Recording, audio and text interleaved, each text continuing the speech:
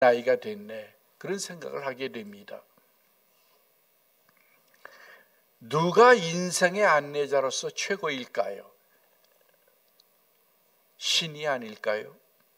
보호 없이 살 수 없는 인생은 아무도 없습니다. 그 인생의 진실입니다. 부모가 오래 없으면 애들은 그게 정상인 줄 알고 나중에는 그대로 그냥 살아가 버리고 맙니다. 고대 근동 지방의 왕들은 자신을 목자로 비유하고 했답니다. 시편 80편 1절, 95편 7절, 100편 3절은 하나님은 우리의 목자가 되신다, 그렇게 얘기하고 있습니다. 시편 80편 1절입니다. 요셉을 양떼같이 인도하시는 이스라엘의 목자여 귀를 기울이소서. 이스라엘의 목자여 우리의 기도를 들어주셔서 하는 겁니다. 하나님은 세상을 유지하시기 위해서 엄청 바쁘실 거야. 그러니까 나 같은 사람은 하나님을 괴롭히지 않게 기도도 안 하는 게 나아. 그런 생각 가끔들 하죠, 젊은이들이요. 하나님은 과연 그러신가요? 하나님은 엄청난 분입니다. 세계를 창조하시고 별과 달의 움직임을 유지시키시죠. 그리고 역사를 주관하십니다. 왕을 세우기도 하고 폐하기도 하십니다. 한 국가를 멸망시키기도 하고 한 국가가 새로 살아남게 하기도 하십니다. 그러나 그 하나님은 내 개인적인 문제, 감정의 문제, 고민하고 있는 일, 작은 문제, 거기까지 세세히 관심을 가지고 들어주십니다. 그게 하나님의 신비입니다. 하나님만이 하실 수 있는 신비입니다. 그게 어떻게 조화를 이룰까? 그 거대한 일과 그 세미한 일이 어떻게 마찰 없이 이루어질까? 하나님이기 때문에 가능한 일입니다. 첫 번째 문단입니다. 고백으로 표현하겠습니다. 인도하시니 부족함이 없습니다. 여러분에겐 목자가 있습니까? 목자 있는 인생과 목자 없는 인생은 다릅니다. 목자 없는 인생은 자기 한계가 최고이고 최선입니다. 한계를 벗어나지 못합니다. 그러나 성경의 위대한 인물들은 다 자신의 한계를 넘어섰습니다. 기드온 여러분 잘 아시죠? 기드온은 용사라는 말을 붙였는데 천사가, 그러나 겁쟁이였습니다. 적국에 들키지 않으려고 몰래 타작을 하던 사람입니다. 그런 겁쟁이였어요. 그가 용사가 되어서 오늘날까지 전해집니다. 아무도 기드온을 겁쟁이라고 부르는 사람은 없습니다. 만약 그가 목자가 없었으면 그는 겁쟁이에 머물고 말았을 겁니다. 천사가 그를 찾아오기 전까지는 그랬으니까요. 인생은 부모만 없어도 휘청거립니다. 꼭 필요한 것이 있죠. 부모, 멘토, 그리고 하나님입니다. 요즘 젊은이들에게 멘토가 없어서 많이 걱정입니다. 옛날에는 사제지간에 이 멘토가 성립이 됐거든요. 그래서 지식만 배우는 게 아니라 그에게서 삶의 지혜와 삶의 처방과 인격까지 배웠어요. 근데 요즘은 뭐 그냥 지식만, 살아가는 방법만 배우고 말지 않습니까? 신없는 인생은 보이지 않는 것을 못 봅니다. 그래서 보이는 것이 최선이 되고 맙니다. 계시 없는 이성은 불완전합니다. 신 없는 것은 마치 두뇌 없는 인간과도 같습니다. 제가 영주교회에 심호하고 있을 때에 거기 집사님 한 분이 홀트 양자회의 스텝이었어요. 그래서 합정동 말고 일산에 있는 새로 지은 큰 데였습니다. 거기는 몇 번 신방을 갔는데요. 두뇌 없는 애가 있어요. 머리는 이만큼 큰데요. 두뇌가 없는 거예요. 언제 죽을지 모르는 겁니다. 하나님이 우리의 목자가 되시면 부족함이 없다고 고백합니다. 부족함이 없습니다. 여러분 어떻습니까? 부족함이 없습니까? 바울은 어떻게 해야 부족함이 없는지를 설명해 줍니다. 빌립보서 4장 11절에서 나는 어떤 환경에든지 처하는 비법을 배웠습니다. 그렇게 얘기하고 있습니다. 부자의 형편에도 처할 수 있고 가난의 형편에도 처할 수 있습니다. 그래야 부족함이 없습니다, 여러분. 인간에겐 하나님이 여러 가지 욕구를 주셨어요. 그건 생을 살기 위해서 필요한 아름다운 것들입니다. 그런데 그것을 무한히 써버리면 나의 패망이 되고 맙니다. 그게 절제가 필요합니다. 은사 중에 아주 중요한 것이 절제입니다. 절제를 할 줄 알아야 합니다. 잠언서에 보면 욕심은 다오 한다고 그랬습니다. 끝없이 달라는 거예요. 그걸 채울 수가 없어요. 그 욕심이 좋구나. 이렇게 살아야지. 이렇게 누리며 살아야지 하다가는 패망이 덫에 걸리고 맙니다. 잠언서 30장 9절에 보면 부하게도 마시고 가난하게도 말아달라고 하는 기도가 있습니다. 정영신 집사님 기억하실지 모르는데요. 대표 기도에서 이 기도를 한번 하셨어요. 부하게도 말고 가난하게도 말아 주십시오. 나를 가난하게도 마옵시고 부하게도 마옵시고 오직 필요한 양식으로 나를 먹이시옵소서. 배불러서 하나님이 몸을 모른다 여호와가 누구냐 할까 하오며 가난하여서 도둑질하고 하나님의 이름을 욕되게 할까 하나이다. 왜 내가 가난하지도 부하지도 말라고 하느냐 하면 그 초점이 있습니다. 목표가 기준이 뭐냐? 하나님의 영광을 가리우지 않기 위해서 그겁니다. 근데 우리는 어때요? 실제로 돈 끝없이 생기면 좋잖아요. 근데 사실 그 끝없는 게 좋은 게 아닙니다. 부잣집 자녀들이 더 많이 망쳐지는 걸 보잖아요. 실제로 그래요. 그게 더 많이 망쳐집니다. 그래서 인간에게는요 적당한 결핍이 필요합니다. 그거는 생각하게 만들고 대처하게 만들고 거기에 필요한 품성들을 줍니다. 그래서 아주 고귀한 겁니다. 결핍이라고 하는 건 아주 고귀한 거예요. 그러니까 무조건 많이만 쌓으려고 하지 말고 내가 바람직한 인간이 되기 위해서 또 하나님의 영광을 위해서는 절제가 필요합니다. 시편 37편 5절에 보면 내 길을 여호와께 맡기라 그를 의지하면 그가 이루시고 그랬습니다. 우리가 우리의 길을 하나님께 맡기면 하나님은 우리를 푸른 풀밭 쉴 만한 물가로 인도하는 목자가 되어 주실 겁니다. 그럴 때에 우리는 비로소 부족함이 없을 겁니다. 두 번째는 내 영혼을 소생시키신다고 그랬습니다. 고린도후서 4장 16절에 보면은 우리가 낙심하지 아니하노니 우리의 겉사람은 낡아지나 우리의 속사람은 날로 새로워진다. 그렇게 말하고 있습니다. 신앙을 가지면 기도를 하면 속사람이 날마다 새로워집니다. 일주일에 한 번 와서 하나님의 말씀을 듣는다는 게 이게 엄청난 중요한 겁니다. 평생 교육이죠. 평생 교육.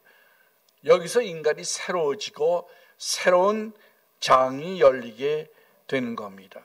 저는 이 시에서 은혜를 많이 받았어요. 나를 소생시키시는 하나님. 매일 하나님의 소생시키시는 은혜가 필요합니다. 낡아지고 퇴폐해지고 자신 없어지고 용기 없어지는 인생에 날마다 새롭게 하시는 그 하나님의 은혜가 필요합니다. 하나님은 날마다 우리를 새롭게 하시는 대로 인도하시고 초청하십니다. 또한 하나님의 의를 위하여 의의 길로 인도하신다고 했습니다. 왜 여기 하나님의 의를 위하여라고 그랬을까요? 그러면 그건 하나님을 위한 거 아니에요? 하나님의 의를 위하여 인도하면 하나님의 의를 위한 거지 우리와는 상관없지 않습니까? 하나님의 영광을 위하여 우리가 산다고 하는데요. 그럼 나는 어디 간 겁니까? 나의 인생의 참된 의미는 어디 있을까요? 보통 그렇게 생각할 수 있는데요. 하나님의 영광을 위하는 것은 참 자기를 위하는 겁니다. 예를 들어서 효도를 얘기해 봅시다. 자식들에게 부모에게 효도하라. 효는 백행지 근본이죠. 그렇게 가르칩니다. 그럼 그건 누구를 위해서입니까? 누구를 위해서일까요? 요즘 가정 폐륜화가 많아가지고요. 지난번에도 한 젊은이가 어머니를 살해했죠. 어머님이 죽어가면서 빨리 도망치라. 너 잡히지 말고 빨리 도망치라. 그래서 우리를 가슴 아프게 했던 얘기가 있습니다. 그 부모를 위하면 그게 나를 위한 것이 됩니다. 하나님을 위하면 그게 내가 서야 할 위치에 바로 서 있는 거고, 창조의 궤도 속에 바로 진입한 거고, 그게 바른 삶입니다. 그러면 그게 내게도 축복이 되는 겁니다. 하나님이 영광을 받으실 때에 나는 그 분깃으로 축복을 누리게 되어 있습니다. 그러므로 하나님의 의의 길로 우리를 인도할 때에 그것은 곧 나의 의의 길이 되는 거고 바른 삶이 되는 겁니다. 그래서 자아는 참 중요합니다. 여러분, 나는 아무렇게나 없어져도 되는 게 아니라요, 내가 바로 서야 다른 사람이 바로 됩니다. 아브라함에게 주신 복이 뭐예요? 너를 통하여 세계의 만민이 복을 얻을 것이다. 신목사님들 강조하시는 거죠. 내가 복을 받아야 다른 사람이 복을 받는 거예요. 내가 잘 돼야 내 가족이 복을 누립니다. 내 복이 흘러들어가기 위해서 내가 하나님 앞에 아주 중요한 복이 절대적으로 필요한 존재입니다. 예수님은 왜 오셨습니까? 요한복음 10장 10절에 내가 온 것은 양으로 생명을 얻게 하고 더 풍성히 얻게 하려는 것이라. 완벽한 삶이라고 되어 있어요. 어느 번역에는 풍성한 삶, 완벽한 삶을 위해서 예수님이 우리에게 오신 겁니다. 하나님에게는 무한이에요. 무한이 있어요. 근데 우리는 그걸 누리지 못하잖아요. 예를 들어서 부모는 부자인데 자식은 매일 쪽박을 차고 거지 노릇을 하고 사는 거와 비교할 수 있습니다. 하나님은 엄청난 부를 가지고 계신데요, 우리는 그걸 못 누리는 거예요. 왜요? 구하지도 않고 노력도 하지 않기 때문이에요. 그냥 그렇게 살다 죽어가고 마는 겁니다. 그건 슬픈 일입니다. 예수님은 양을 위해 목숨까지 버리는 목자입니다. 의의 길이라고 하는 것은 옳은 길이라는 의미보다는 여기서는 안전한 곳이라는 뜻입니다. 두 번째로 지켜주시니 두려움이 없습니다. 4절과 5절입니다. 어느 주석가는 이 시편 23편이 다윗이 아들 압살롬의 반역 때에 쓴 시라고 보는 분이 있습니다. 여러분, 다윗의 일생을 잘 아시죠? 하나님 앞에 범죄해서 여인을 범하고 그리고 그의 남편까지 죽였잖아요. 그 벌을 받는데 하나님이 그 벌을 내려서 벌을 받는데 엄하게, 그 귀한 자식일수록 엄하게 하잖아요. 이스라엘의 목자니까, 그가 왕이니까 그냥 넘어갈 수 없죠. 그래서 하나님이 그를 벌을 주는데 자식이 반란을 일으키는 거예요. 그래서 압살롬이 참 사랑하던 자식인데 반란을 일으켜가지고 자기가 왕이 되려고 하고 다윗의 후궁들을 대낮에 텐트를 쳐놓고 다 범하고 아주 극악하고 아주 끝이죠. 더 말할 수가 없는 아주 끝장을 보는 거예요. 다윗으로서는 치욕 중에 치욕입니다. 그때에 그가 이 시를 썼다고 그럽니다. 뭐냐 하면요, 하나님이 지켜주시니 내가 해받지 않습니다. 우리가요, 환난의 길을 걸어갈 수 있고 어려운 길을 만날 수가 있는데요, 내 죄 때문이든 아니든 그런 환경을 만날 수 있습니다. 그런데 문제는 뭐냐? 하나님이 함께 하셔서 두려움이 없다는 겁니다. 해를 받지 않는다는 겁니다. 하나님이 능력자가 지켜주시니 염려가 없습니다. 현대의 특징이 뭡니까? 불확실성, 불확정성, 미래를 알 수 없는 거, 그래서 두려운 거, 그게 현대입니다. 내일도 알지 못하잖아요. 여기 지팡이와 막대기란 말이 나오는데요, 이건 목자들의 도구입니다.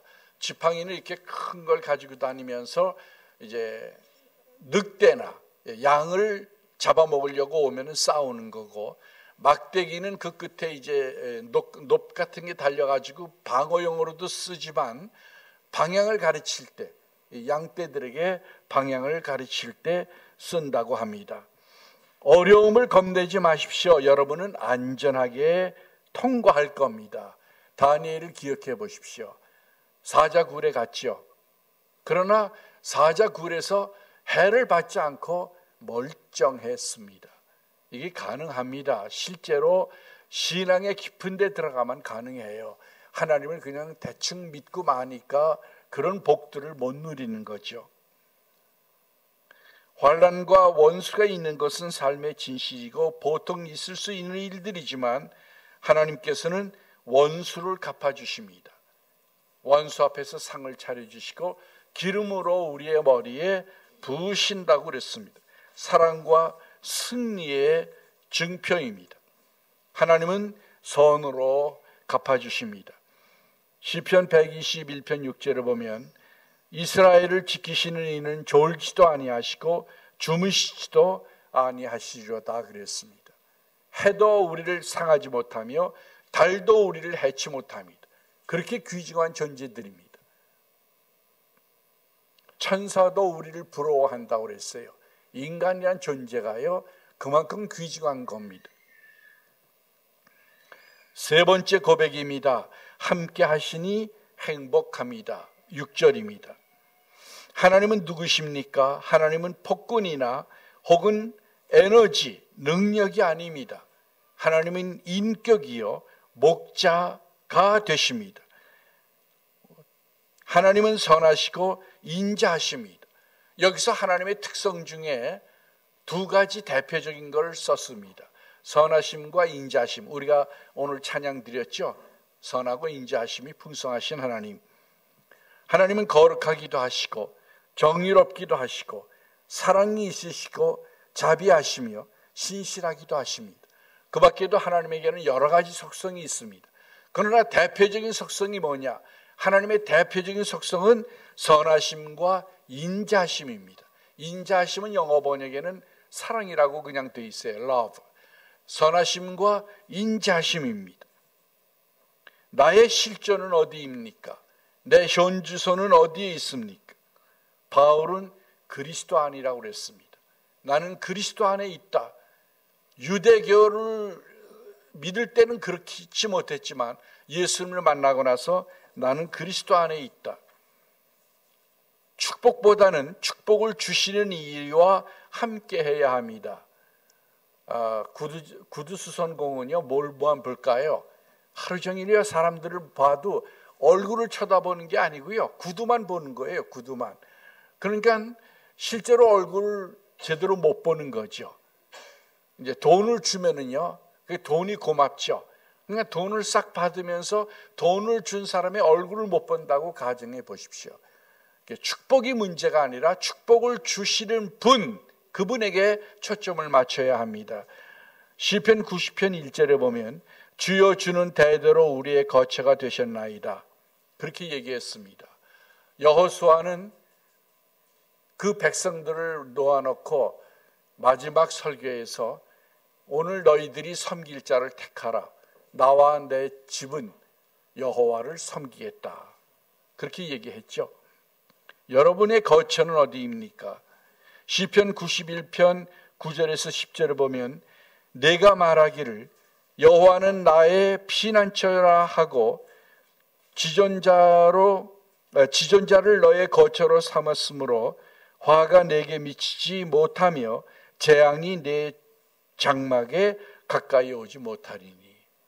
하나님 지존자를 거처로 삼으면 하나님의 보호가 있다. 그 얘기입니다.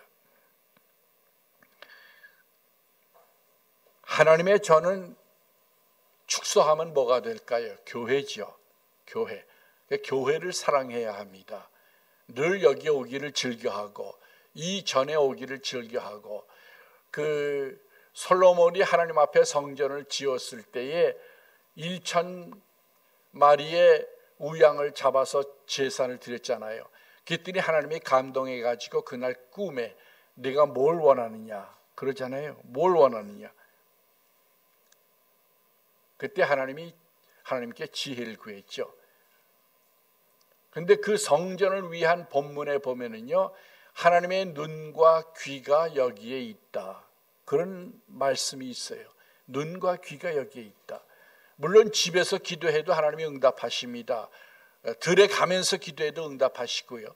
그러나 성전을 뭐 하는 것이냐? 예수님 말씀하시기를 기도하는 집이라고 그랬어요. 이건 기도하는 집이에요. 하나님과 연결되어 있는 집입니다. 하나님의 눈이 항상 여기 있고 하나님의 귀가 항상 여기 있습니다. 성전을 사모해야 합니다. 우리가 더 많은 시간 성전 안에 있기를 원합니다.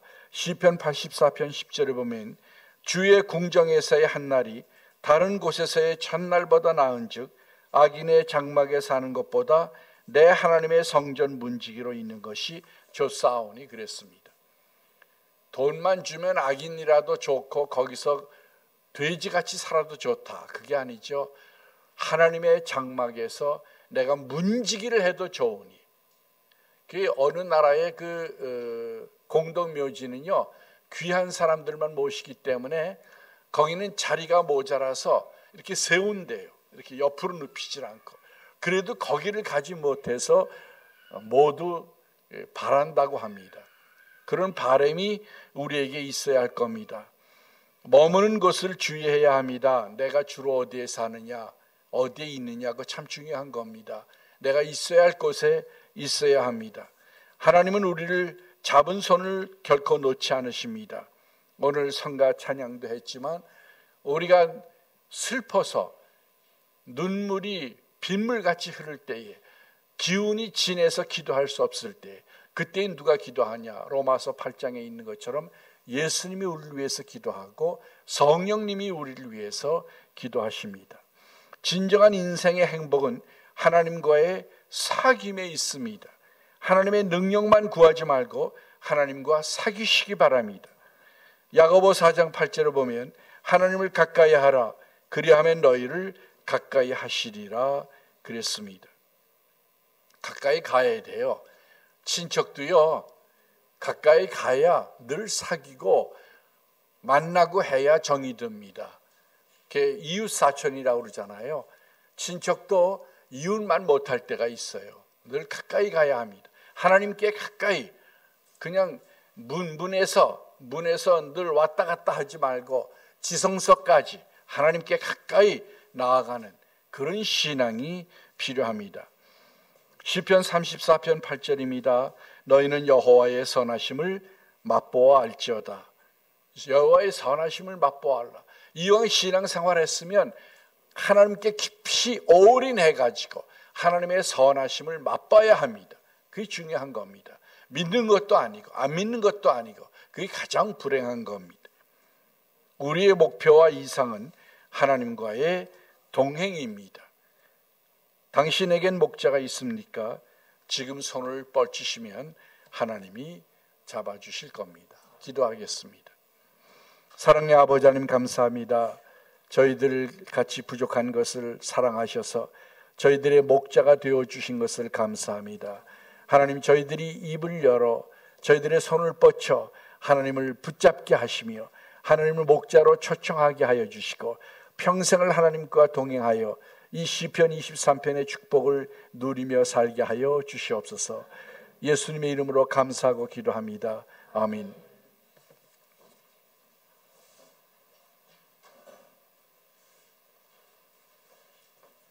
네, 많은 은혜 받으셨을 줄로 믿습니다. 찬송가 570장입니다.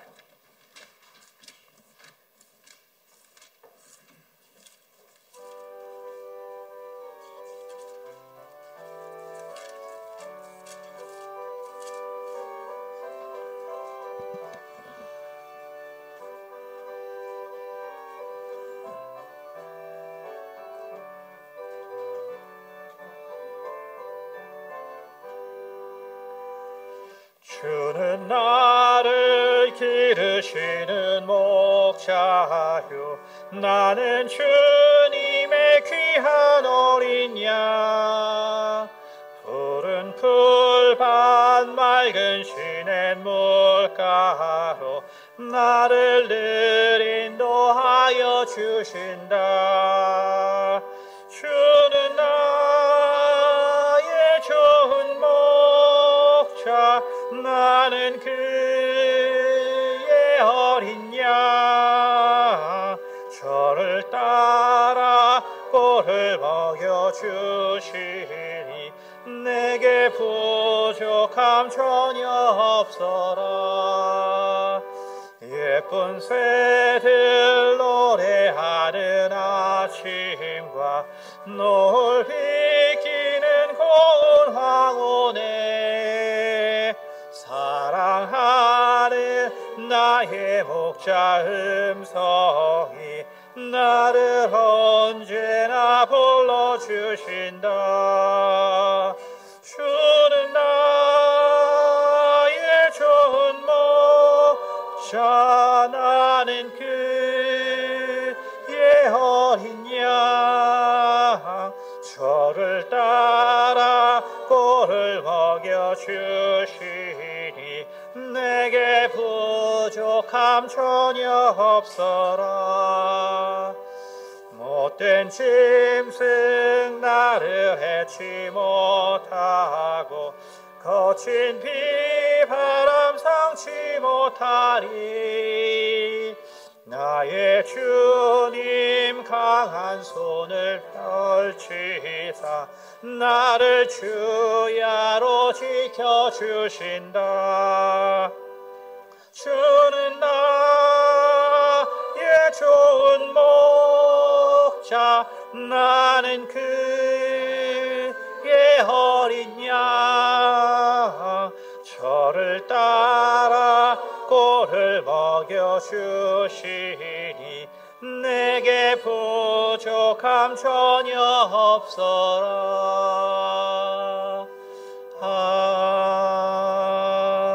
아멘. 네, 광고 하도록 하겠습니다. 나라와 이화여대를 위해서 기도 부탁드리고요. 이 나라에 진행되는 것과 이화여대에 진행되는 것이 상당히 비슷합니다. 그래서 지금 우리나라도 현재 국가의 리더를 뽑지 못하고 있는데 지금 이화여대도 계속해서 총장을 뽑지 못하고 있습니다. 네, 그리고 나라도 국론이 분열돼서 못 뽑고 있는데 이화여대도 교수와 교직원과 학생들 사이에 분열이 돼 있어서 뽑지 못하고 있습니다. 그래서 어쨌든 이 모든 기도 또 해주신 것처럼 이것이 혼란을 위한 것이 아니라 우리가 세상을 보고 따라가다가 결국 이러한 문제가 발생한 것이 분명한 것 같고요. 또 그것이 또 이화여대가 많은 그러한 이런 일에 또 시초를 또 제공했는데 또 그만큼 또 이 나라가 잘못했기 때문에 이러한 것들이 바로 잡혀가는 그런 일이 될 수 있도록 계속해서 기도해 주시기 바라고요. 이제 구역 예배 많이 진행하셨는데 아직도 진행하지 못한 구역이 있습니다. 네, 진행해 주시면 감사하겠고요. 그리스도 대사단에 이제 그 사역하실 그 전도사님과 이제 교회가 어느 정도 선정이 됐습니다. 그래서 여기 연희동에 보면 이제 은진교회라고 있습니다. 은진교회 거기에 김희진 목사님 계신데 아마 이종우 목사님께서 한 10몇 년 전에 이제 저기 주례를 쓰시고 아주 열심히 있으신 분이셔서 그래서 이제 연세대학교에 이제 겸임 교수로 강의도 하시고 또 거기에 선교사님도 이제 그 신학교 학생이고 또 전도사님 그래서 또 계시고 또 찬양하신 목사님들 그래서 아마 이제 연세대에서 주로 이렇게 해서 할 수 있게 이렇게 좀 이제 그래서 지난 금요일 날 함께 좀 만났고요. 저희는 이제 저희 그러니까 그래서 매달 50만 원씩 우선 지원을 하고 또 저희가 이제 성장하는 것을 또 통해서 학생들도 또 더 지원하고 이제 이렇게 기도 바랍니다. 그래서 젊은 영혼들이 정말 변화될 수 있도록 위에서 계속해서 기도해 주시면 감사하겠습니다. 그리고 오늘 수요 운명학의 본질이라는 특강이 있습니다. 네, 그래서 또 참여해 주시고 또 수요일에 우리가 작년에 했던 그 양자 얽힘과 영의 세계 특강이 좀 있겠습니다. 좀 필요한 분들이 또 계셔서 저희가 수요일에 또 몇 번에 걸쳐서 진행하도록 하겠습니다. 네, 그 다음에 계속 말씀드린 것처럼 우리 황윤 장로님 또 이종우 목사님 위해서 기도 부탁드리고요.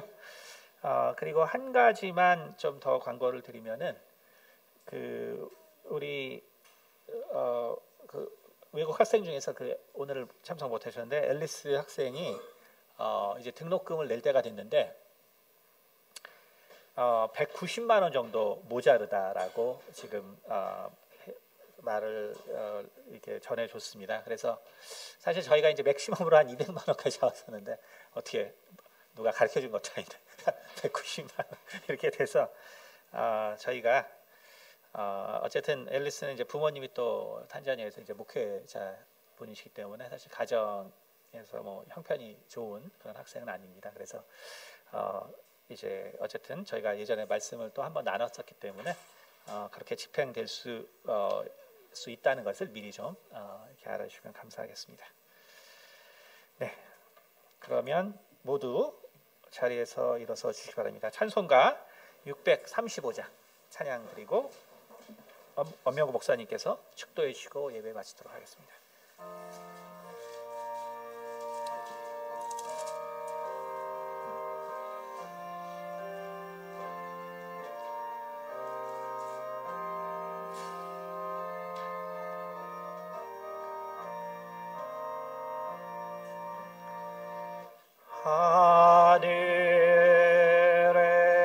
하늘에 계신 아버지 이름 거룩하사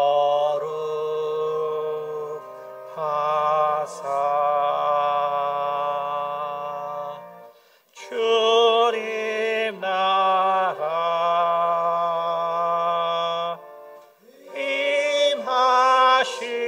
임하시고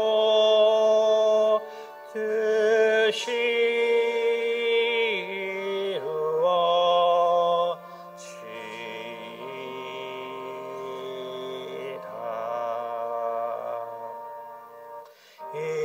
일용할 양식